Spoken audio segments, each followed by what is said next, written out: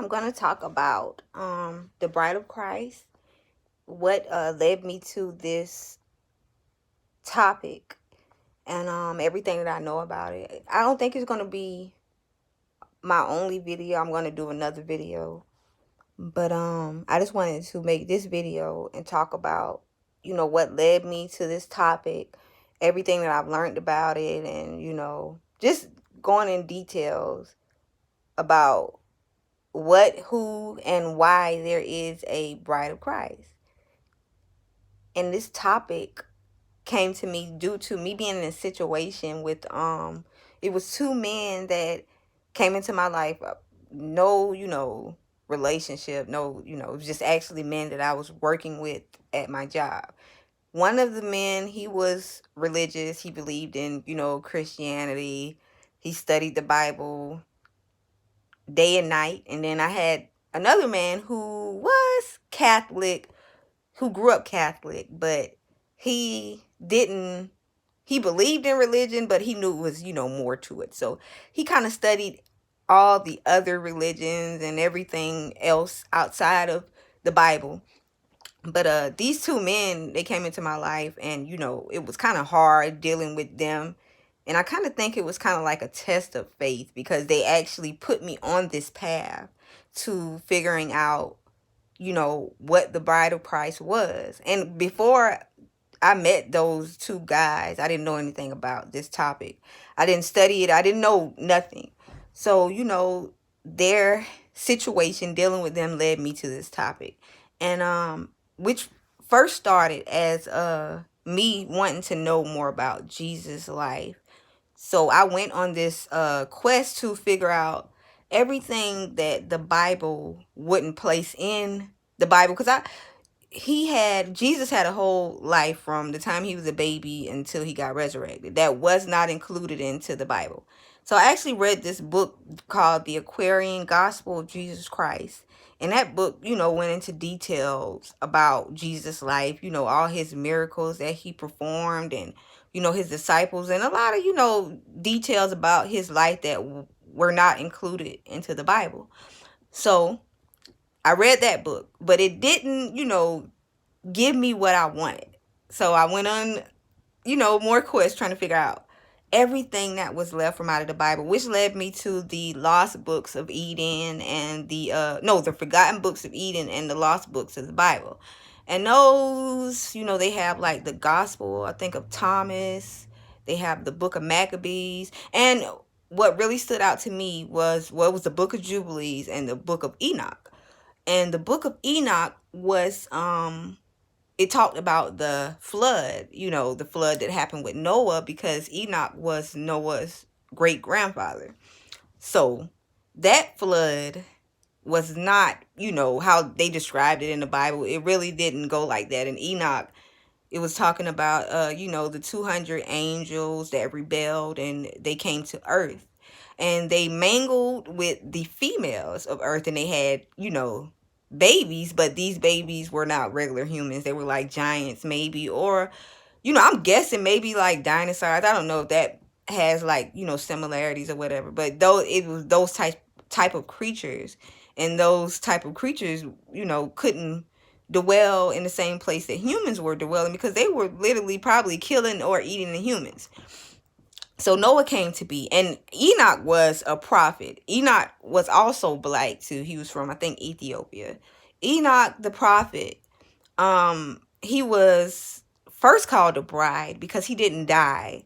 He was caught up in heaven with God. And the book of Enoch talks about, what heaven looks like, how it functions, just a different basic things about heaven that the Bible really didn't go into details about. Enoch, the book of Enoch, went into details about the flood and how heaven actually functioned. But the flood, which happened, was due to the angels mangling with the female humans on earth.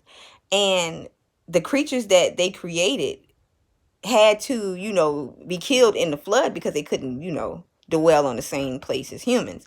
But when Noah was born, Enoch's grandfather, I think he was already in heaven, and Enoch's son, Noah's father, prayed to God, Enoch, and he told him, like, I don't think this is my son.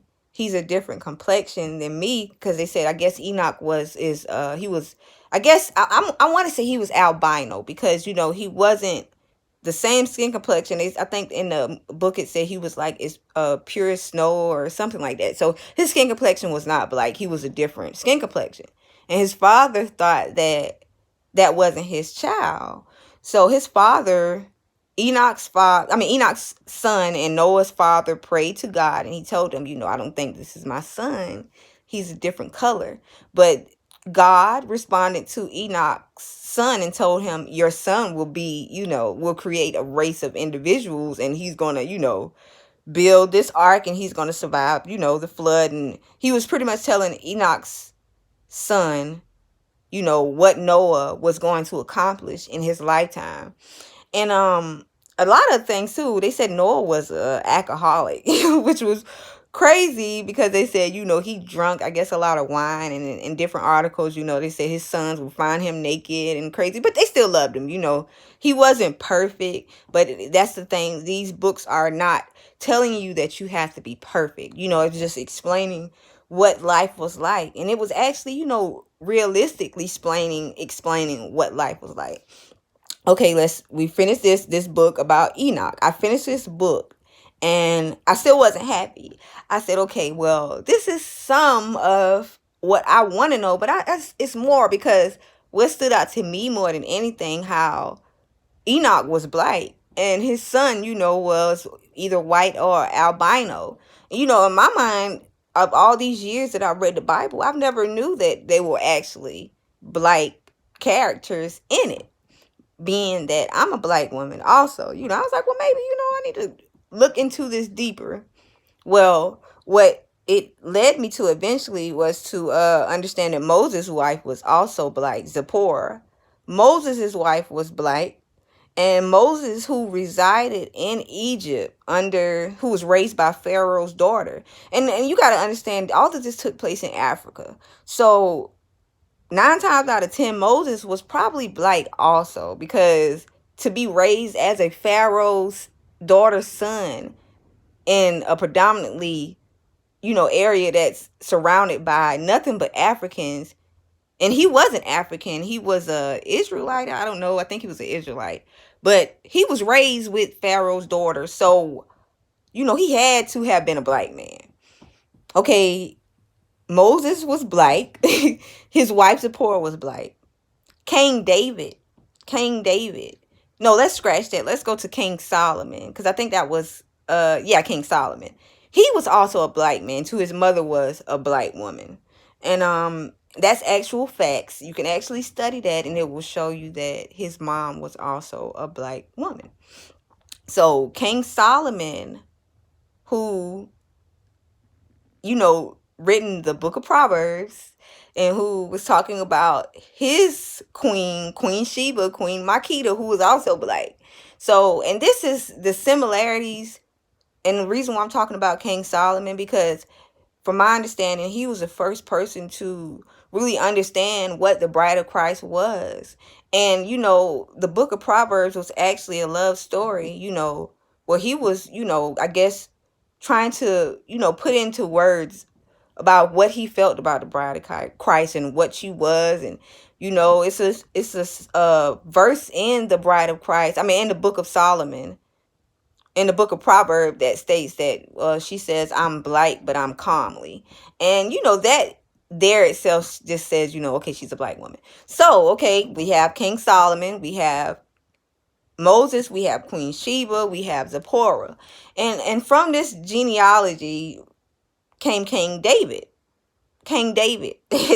who was also a black man too. And that's the thing. I think in order for you to understand the whole Bible, the whole story, I think everything from beginning to end, you have to understand that this has nothing to do with one race, and it has everything to do with every single race known to mankind.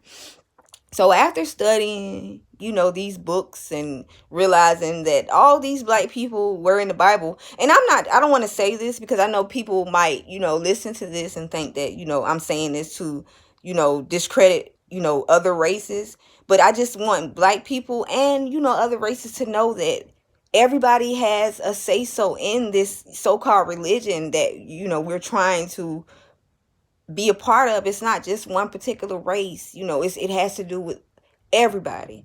Okay, so we're talking about the book of Proverbs and the black people in the Bible. So I found this out, which, and I want to say this, one of the reasons why I'm not showing my face is because I haven't talked to a lot of people about this. It's because it's kind of radical. People seem radical when they speak about topics like this. So instead of me speaking to people about the topics that I learned, I just tried to learn more. I wanted to know more so I can, actually verify that these are actual facts. So I, learned about the black people in the Bible and, everything with that. And, around this time period of me learning, trying to figure out what's going on, my life was in turmoil. Like those two men that led me on this path, they pretty much ganged up against me at my job. And, I was literally walking every day into hell. But I kind of figured that, all of that was for a purpose. So I didn't let it get to me. What really stood out to me was the guy that was actually, treating me so bad was the one that proclaimed to be a religious guy, who lived by the Bible. And in my heart, in my mind, I couldn't imagine, somebody that's supposed to be righteous, treating people so horrible.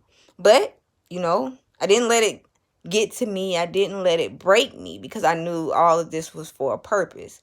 Well, not only that, with that situation, I had a lot of family issues. I had people in my family dying, people, falling sick. And it was just so much going on. I knew that all of this was going on because I decided to look deeper into this topic.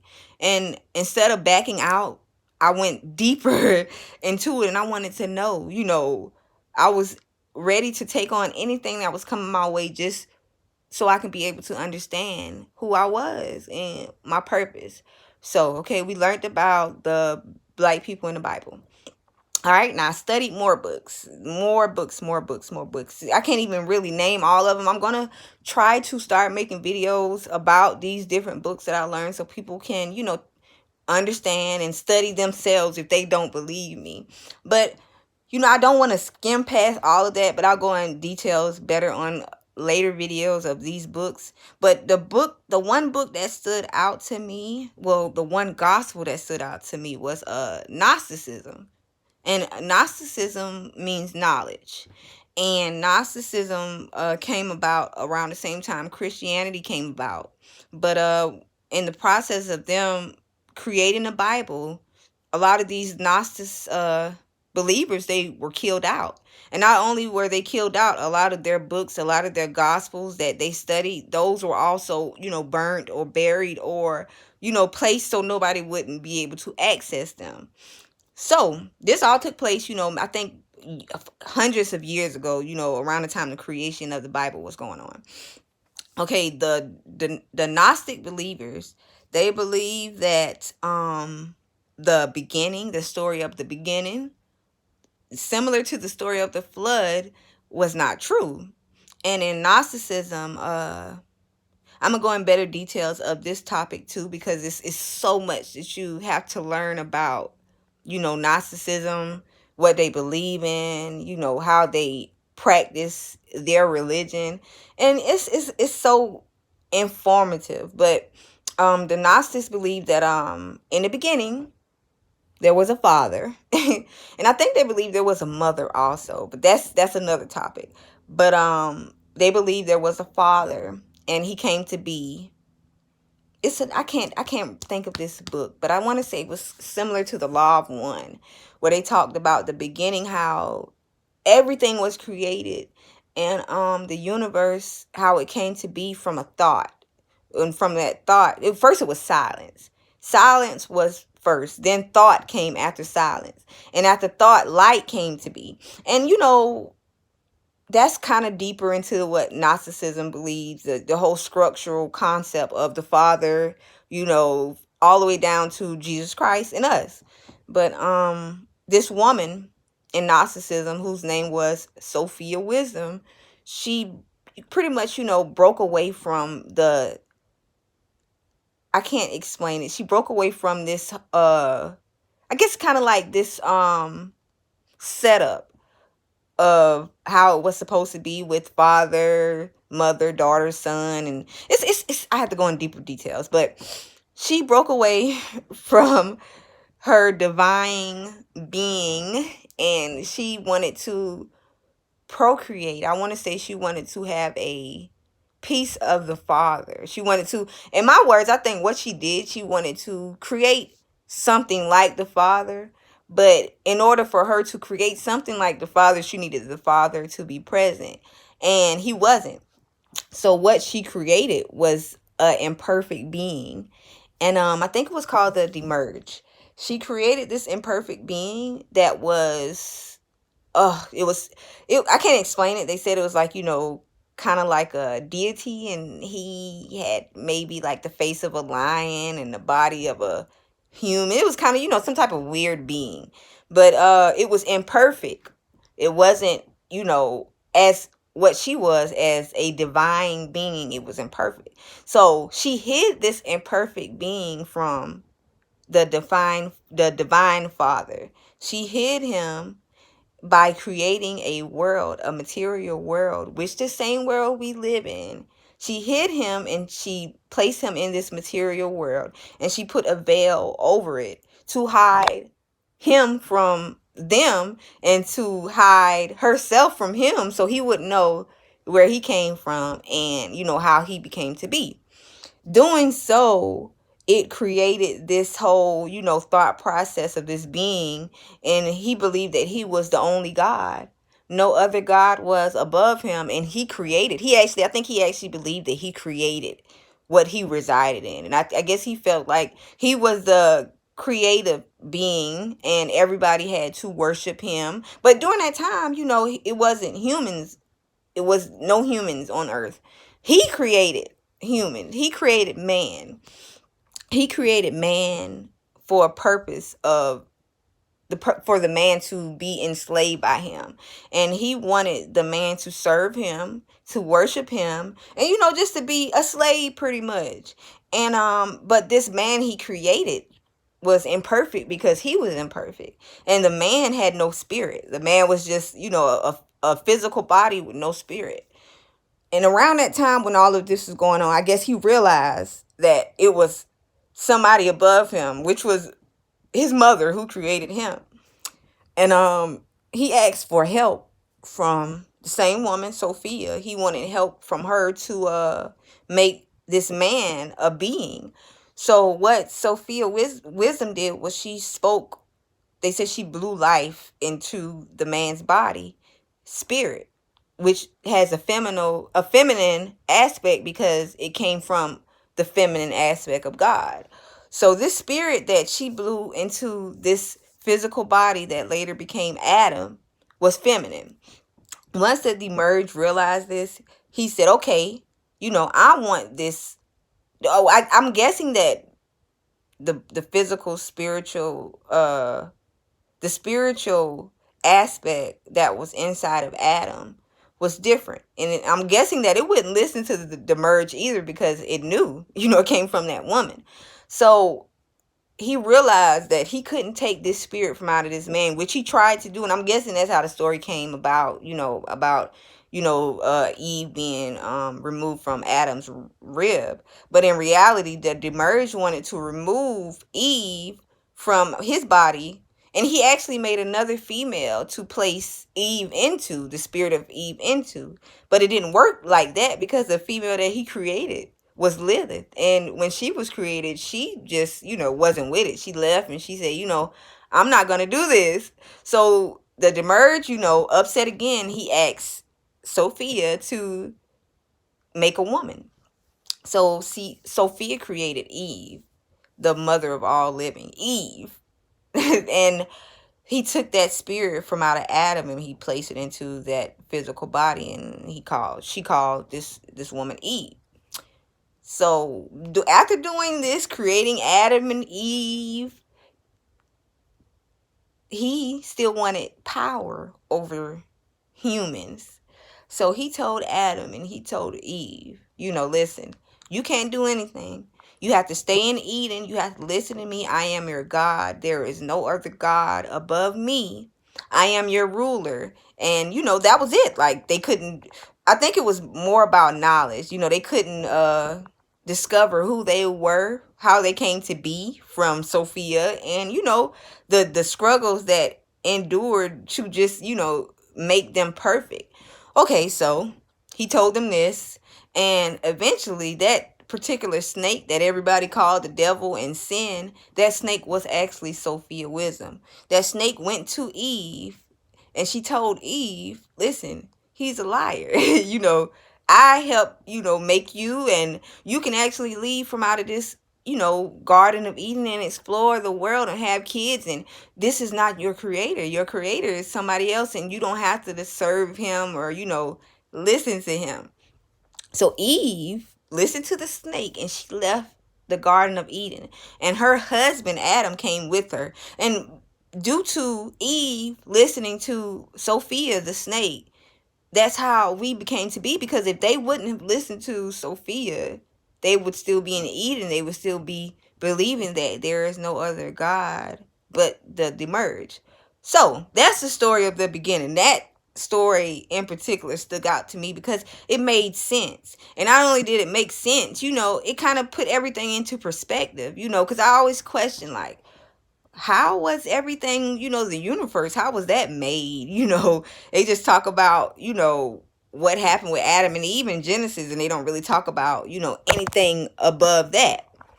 So I read that book and that stood out. I studied it more, and then I actually started to believe in that story. I told a few people, but not a lot of people, because people couldn't really comprehend what I was saying. They actually had to read it for themselves, and they still really couldn't. They couldn't wrap their mind around this whole Sophia, thing, but I understood it. Okay, now we're going to talk about the Bride of the Christ, how that became to be from the Sophia story. So I read that book. This might have been 2 years ago. That was like one of the first books I read, I think, that actually woke me up to truth. So like I told you, everything in my life was, changing. Everything was getting worse. But I still didn't, fall out of faith with this particular story. I still believed in it. And my life just started to change drastically. In some good ways, in some bad ways, mostly good though. But I started reading the Bible again, because from the Gnostic story and King Solomon, that led me back to Proverbs, and Proverbs led me to Revelation. And in Revelation, Revelation is the only book of the Bible that really kind of explains how everything that was first will be last, and what was last will be first. What was first was Adam and Eve, and what was last was actually Eve, because she was created, last. But Jesus came and redeemed man.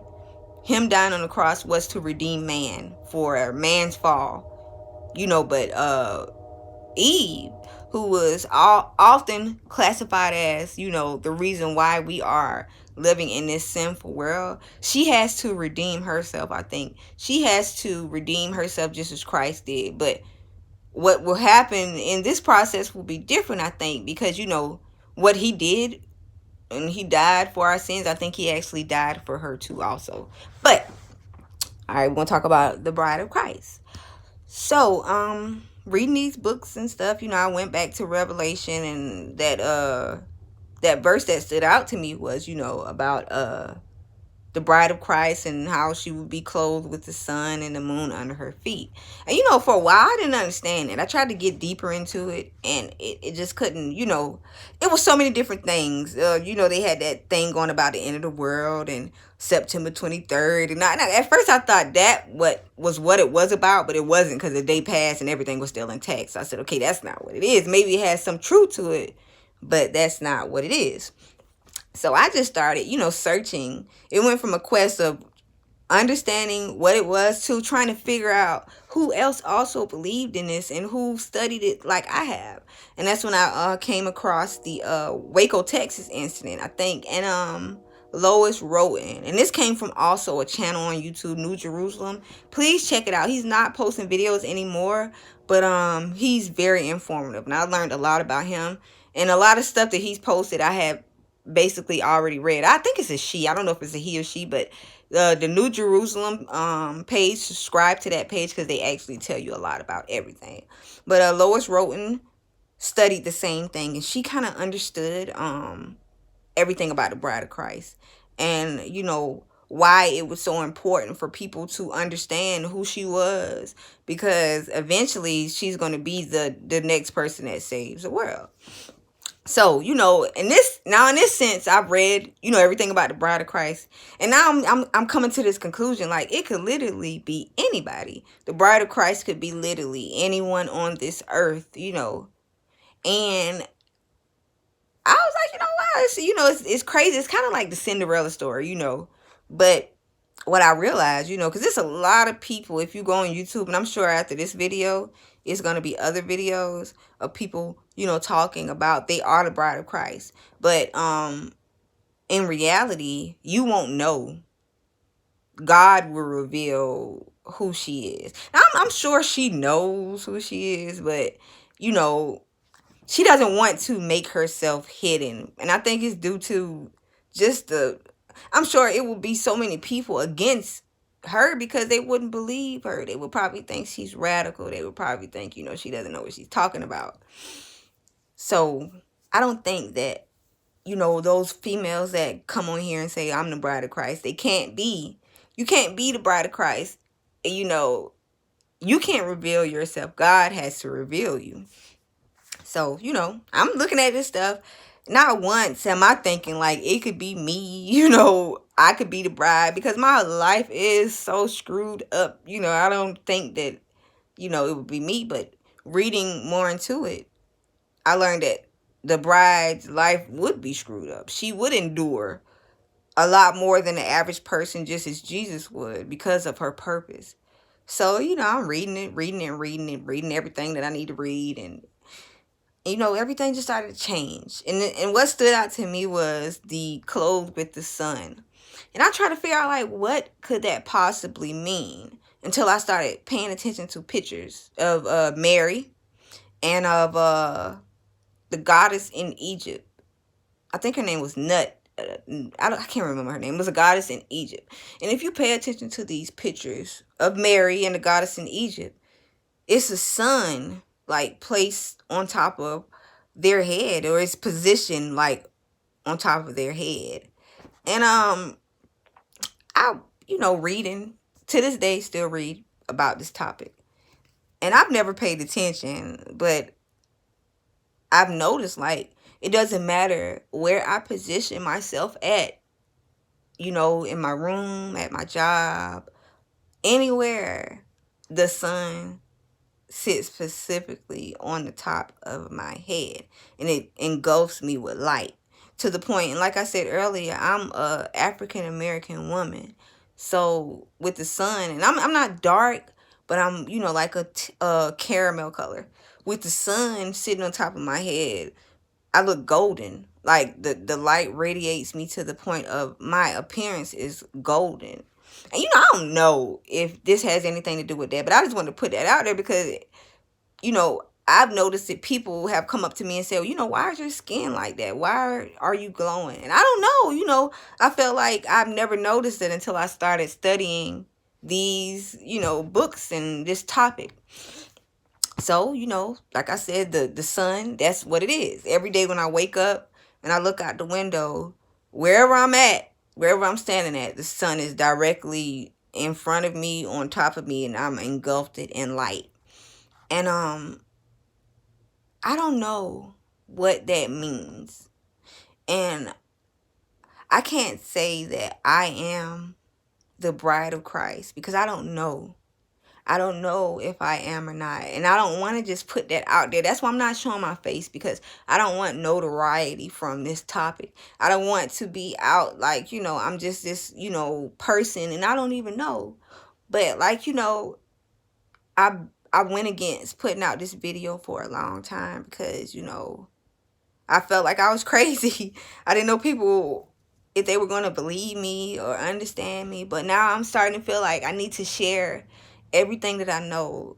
I have to share everything that I know. And I don't think that I can go on with my life until I'm able to share what I know. And it's been hard. Like, it's not been easy since I've realized everything that I realized. Actually, my life is like literally shitty. I'm talking like this now because I've learned to manage, but daily, I wake up like, is living better than dying, And I would pray so many days, I would pray to God that, he can just take me, because I didn't felt like I belonged here. Like my purpose was bigger than being here. So my life just went shitty ever since I started studying this topic. But the light, the sun, keeps me balanced. Because whenever I feel like, I have no purpose in life, I look up and I see the sun.